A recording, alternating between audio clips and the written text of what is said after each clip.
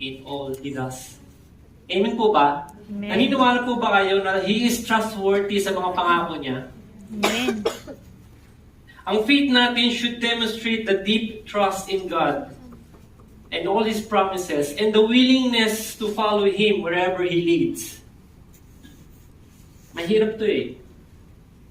Yes, we accept yung promises ng Panginoon, but we sometimes, or oftentimes, we don't want to step in obedience, in yung willingness natin to obey kung saan tayo pinapapunta ng Panginoon.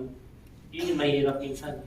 Nagpabattle yung sarili nating flesh and even yung mental natin. Kasi we are human beings. We are capable of computing. Diba? Pagising pa lang natin, alam na natin, iniisip natin kung anong gagawin natin throughout the day.